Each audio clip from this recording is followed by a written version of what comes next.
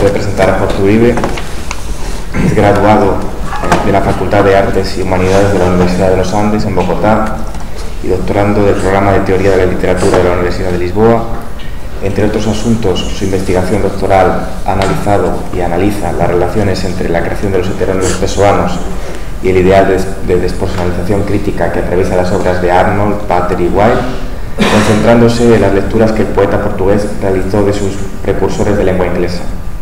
Uribe está asociado al Instituto de Filosofía da Linguaxe y al Laboratorio de Estudios Literarios Avanzados de la Universidade Nova de Lisboa y es miembro del proyecto Extrañar Pessoa.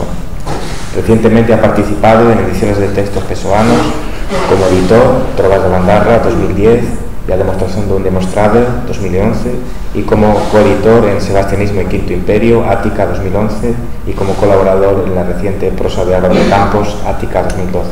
Sin más, tiene la palabra. Buenas tardes a todos.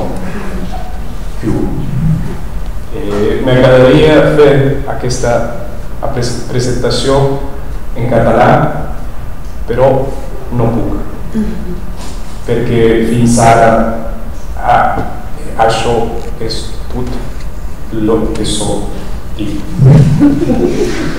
pero no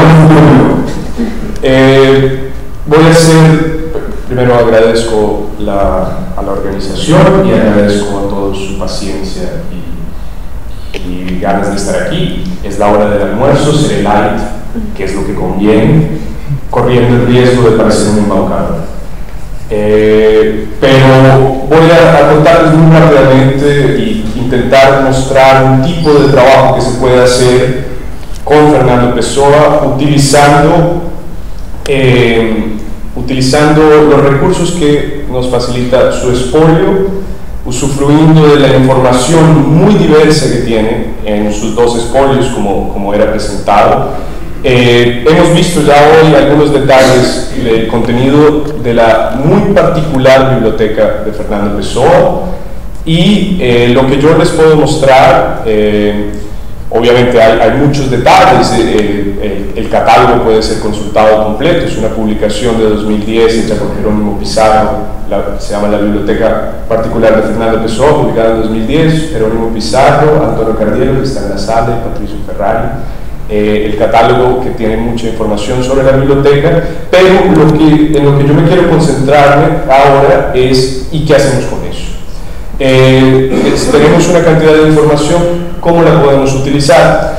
Mi tesis, que ojalá se escribiera sola, está intentando desarrollar un asunto muy específico, que es cómo un cierto ideal de despersonalización en la crítica literaria del siglo XIX viene a acompañar la creación de los heterónimos.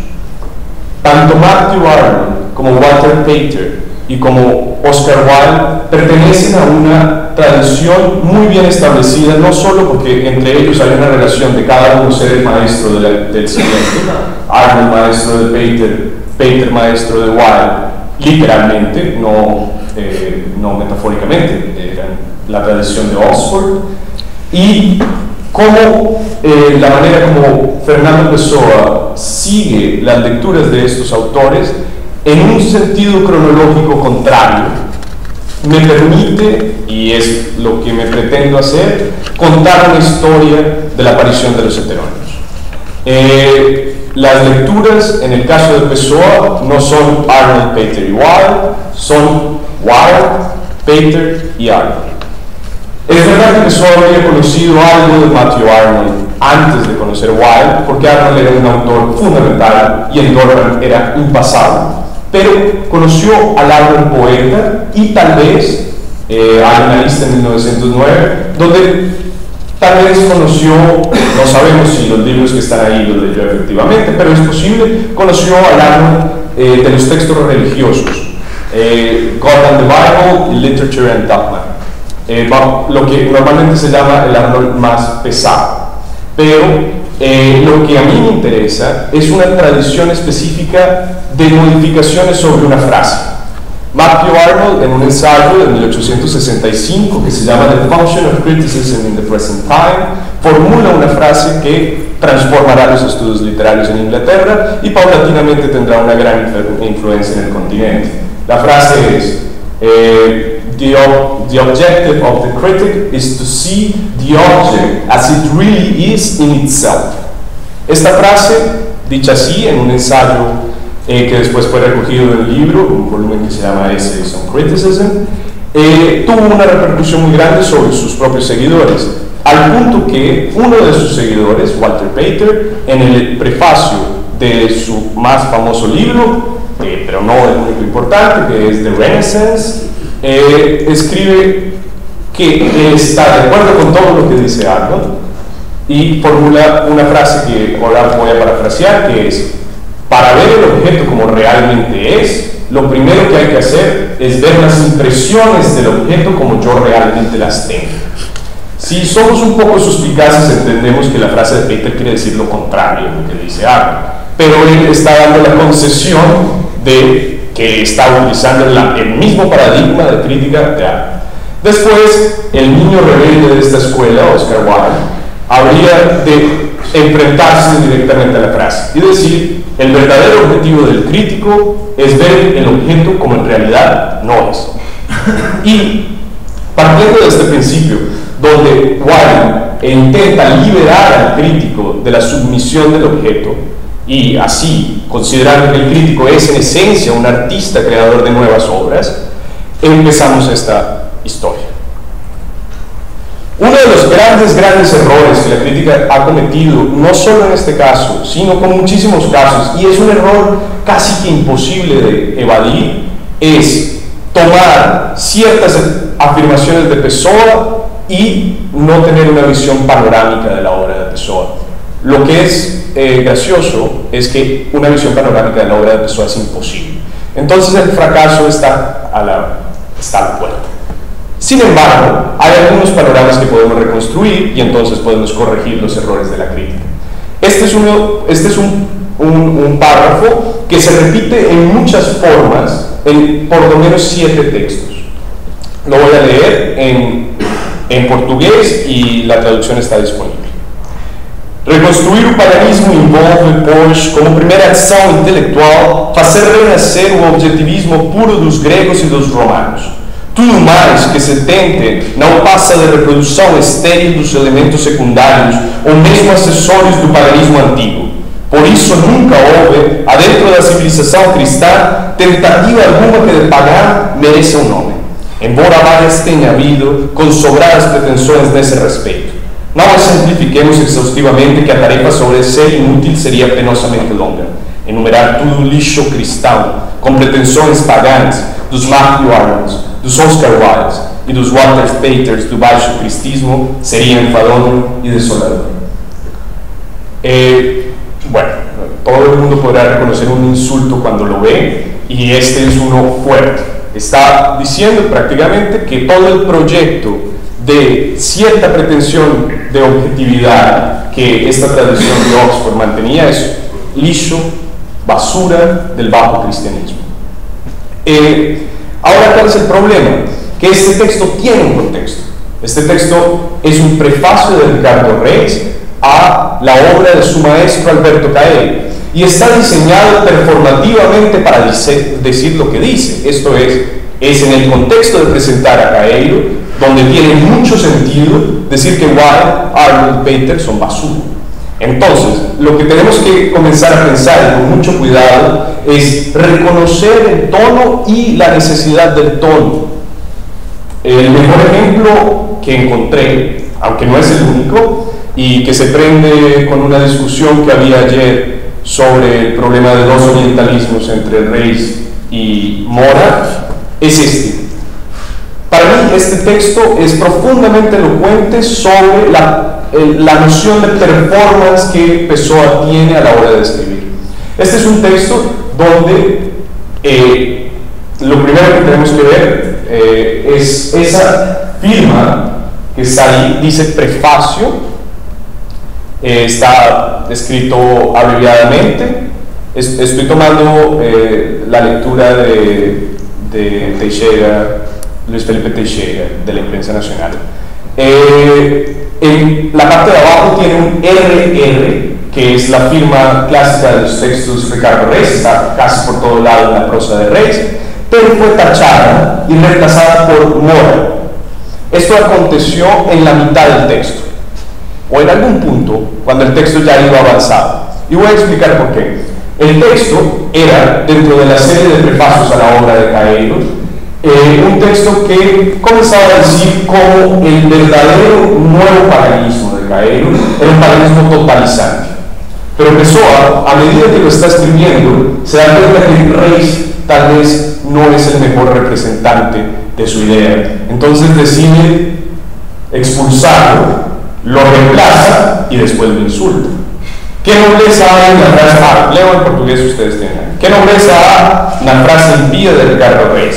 Prefiro rosas, meu amor, a pátria, ou no estulto e jactancioso épodo em que se vanagloria de não se importar com as guerras e as crises dos homens, antepóndo-lhes um jogo de xadrez, em que se distinguen estas, una palabra probablemente mala, pero que está en una laguna, das más características efusiones dos baixos decadentes do cristismo, dos Peters, dos Wilds, da nossa Bizancio universal. Entonces, ¿cómo quedamos? La lectura del Wilde es positiva, es negativa, ¿existe la capacidad de insultar a Wilde? Sí, existe, en la misma medida en que se puede insultar a Reis.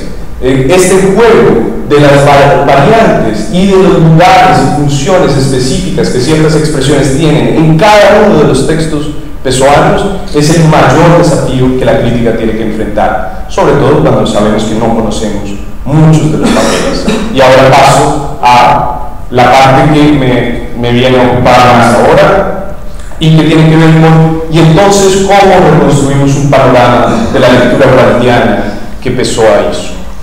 En la biblioteca de Fernando Pessoa hay 4 libros de Oscar Wilde: De Profundis, Lord Arthur Saddle's Crime, The Poems of Oscar Wilde y una versión francesa de The Portrait of Mr. W.H. que está completamente intocada. Les pido que miren las fechas de los libros, voy a hablar sobre eso, y el asunto de la firma que está en algunos de los libros que ya se habló aquí con anterioridad. Tenemos 2 biografías de Wilde, biografías muy diferentes, una de André Gide, que tuvo contacto con Wilde en París, no voy a entrar a hablar mucho de Gide, aunque es un caso muy interesante, y otro de Robert Scherer, uno de los amigos, uno de los excelentes ejemplos de que la biografía siempre la escribe el malo del grupo. Robert Scherer era un poco así y un constante compañero de Wilde en París, y evidentemente una persona que no entendió absolutamente nada de Wilde, pero sus informaciones son muy, muy importantes. Insisto en mirar las fechas. Después tenemos 2 estudios críticos de Wilde, también de diferente índole.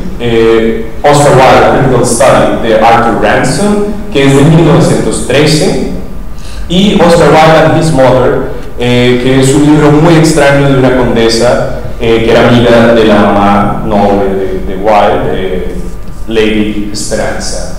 Bueno, tampoco voy a hablar de eso, aunque hay mucho humor.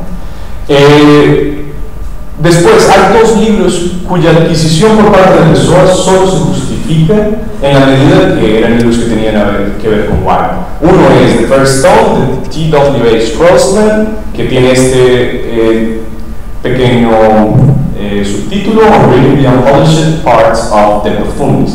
The Profundis solo fue publicado en su versión completa mucho más adelante, de hecho creo que la última versión completa fue de 1940. The Profundis es aquella carta autobiográfica que Wilde escribe en prisión a su amante, Lord Alfred Douglas, más conocido como Bosie, y su papá,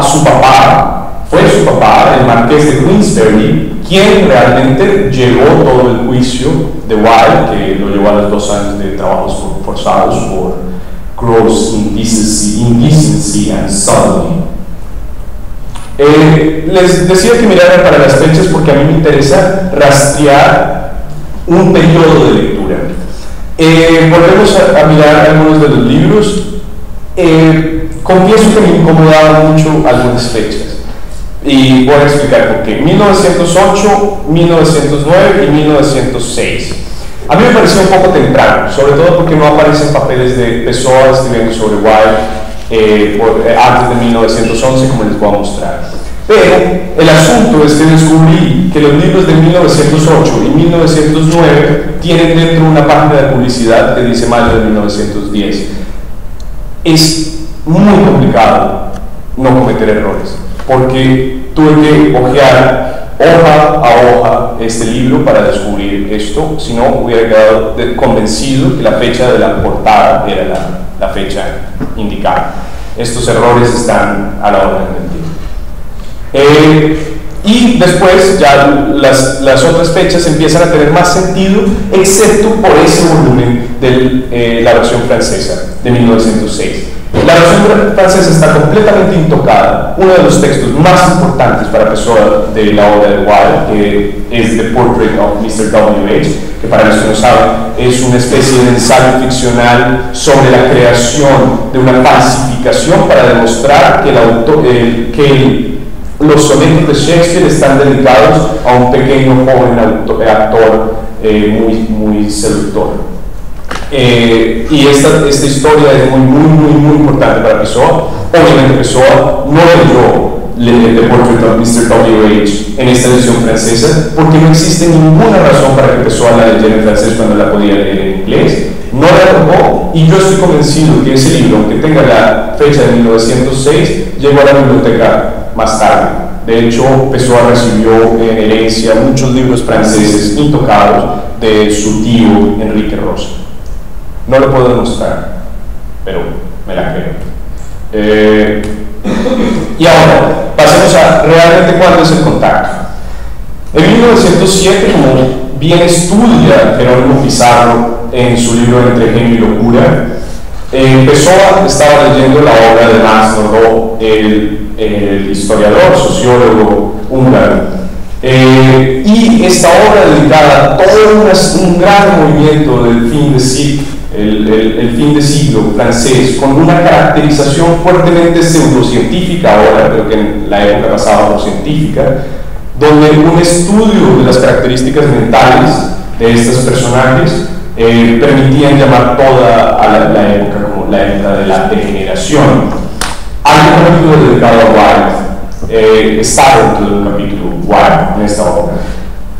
Infelizmente, a pesar de que Pessoa hizo muchísimas notas sobre esa obra en este momento, es extraño que entre la página 133 y la página 146, que es cuando Nordau habla de Wilde, no tenemos ninguna nota. Mi hipótesis es que la página se haya perdido, pero es posible que Wilde todavía no le decía mucho a Pessoa. Voy a leer el tono con el que Nordau presenta a Wilde. No les voy a torturar con mi pronunciación francesa, entonces puedo hacer una traducción. No es por independencia de carácter que un Wilde se paseaba en disfraz de esteta en el medio de los filistinos, que lanzaban las miradas de burlonas o delicadas, sino por una falta de consideración que no excusa, que no implica un deber superior y que es puramente antisocial y egoísta. Es por un deseo histérico de producir choque. Y esta idea del choque es muy importante porque Pessoa en una carta a su gran amigo en el momento, Cortés Rodríguez, a finales de 1914, le dice que ha entendido que su obra no debe ser para producir choques, sino que debe prestar atención a los fines superiores. Entonces, que Wilde sea el paradigma de la obra para producir choques es bastante importante.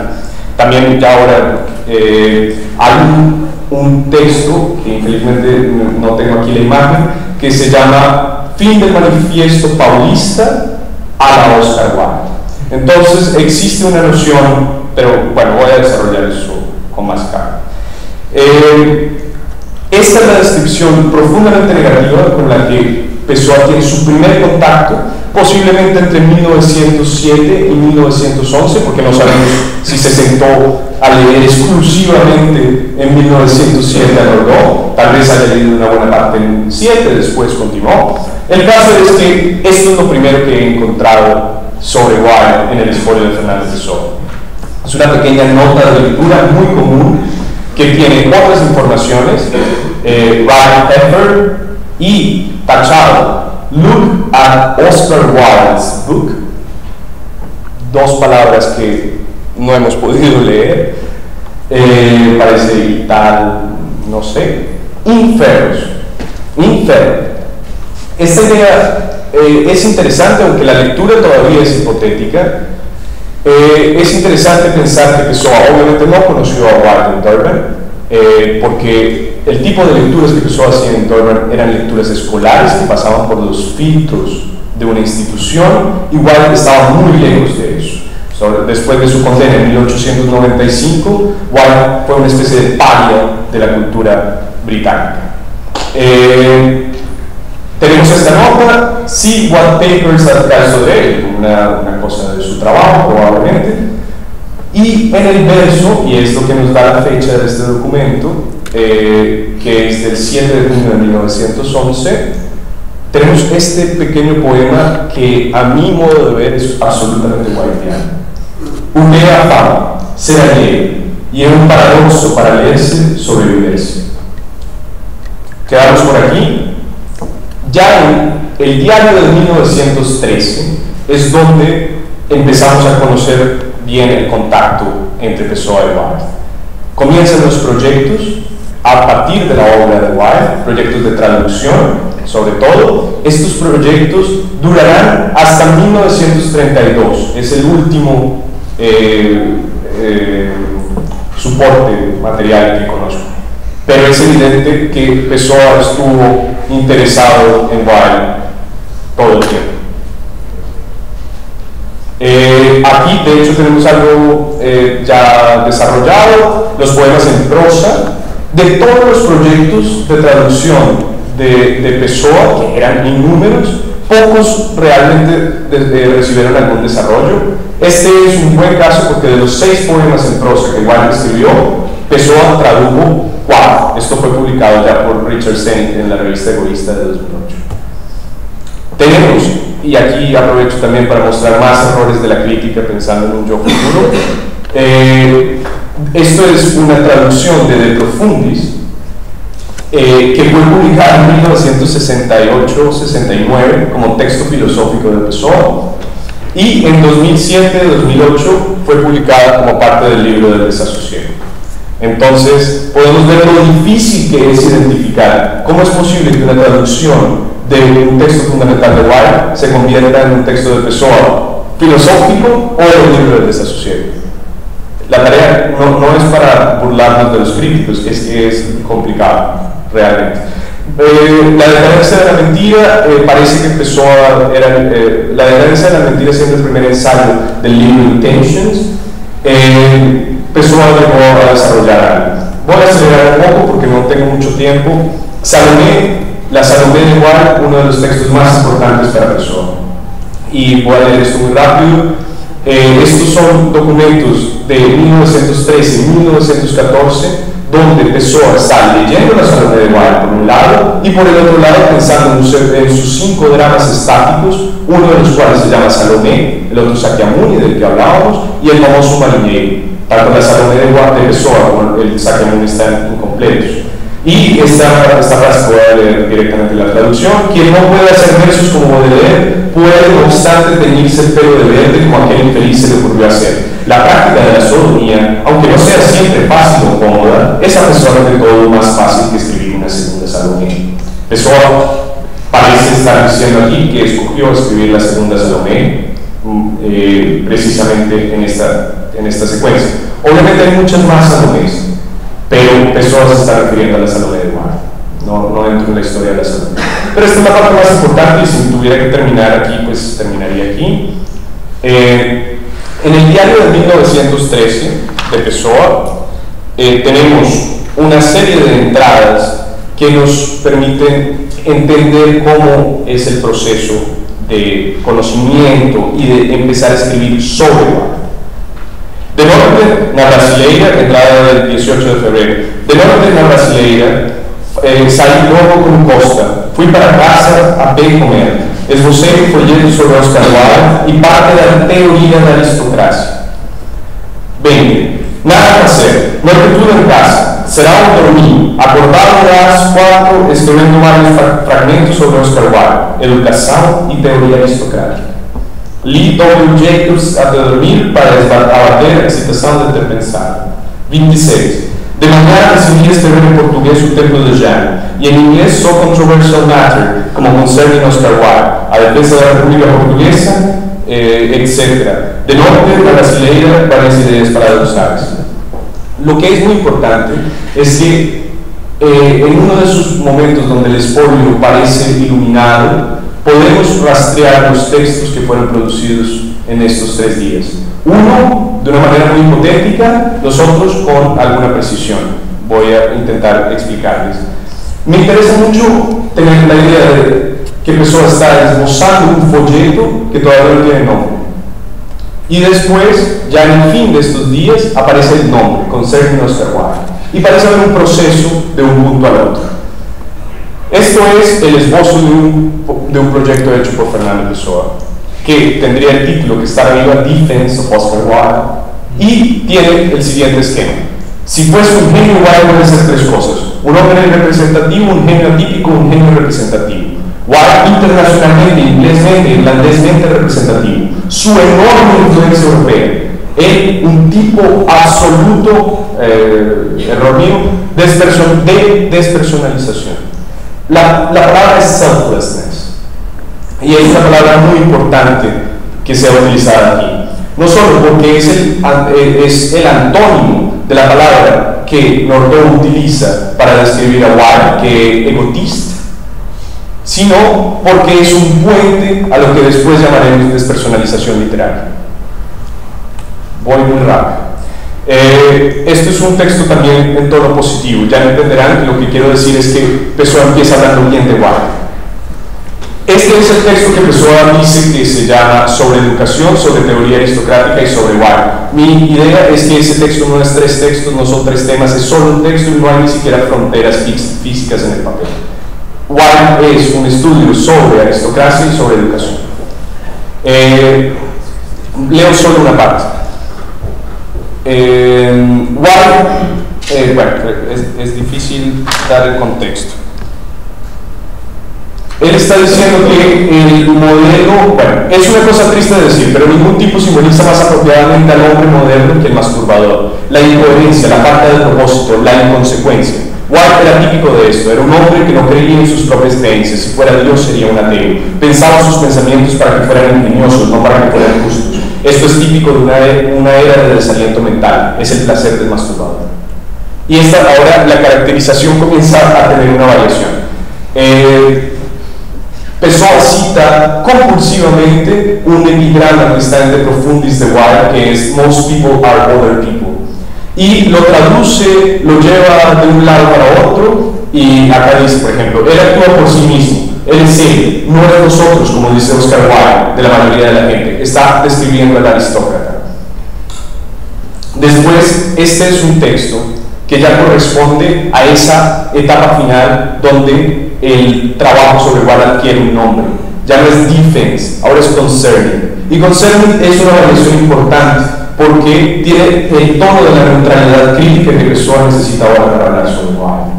Y esto es lo que dice. Él no tiene ninguna individualidad. Su verdadero decir, la mayoría, his true dictum, la mayoría de la gente es otra gente. Se aplica a su autor descriptivamente. Todo Wilde era como los nórdicos dirían, no Wilde, no tenía un centro. Ahora está usando las armas de Wilde para irse a atacar a Wilde. Hay otro texto que ya no trabaja mucho las fechas. Para sintetizar, ¿qué es lo que me interesa decir en este punto? La lectura que Pessoa hizo de Wilde es compleja y es muy significativo que haya sido completa en 1913, que haya pasado de una posición de defensa a una posición de análisis crítico para en 1915 a 1917 dedicarse un poco a insultarlo en variados textos. ¿Qué pasó? ¿Qué pasó entre 1913 y 1915 que hizo que Pessoa cambiara su manera de hablar de White? El famosísimo día triunfal, el 8 de marzo de 1914, Pessoa se acerca a una cómoda alta, según nos cuenta, y escribe 30 y tal poemas de un solo tiro que reciben el nombre del Guardador de Rebaños. El Guardador de Rebaños es el texto fundacional de Alberto Caello que transforma todo el paradigma mental de Fernando Pessoa y lo hace creer que está alejado de cualquier tradición. Ahora se puede dedicar a insultar a sus precursores. Parte.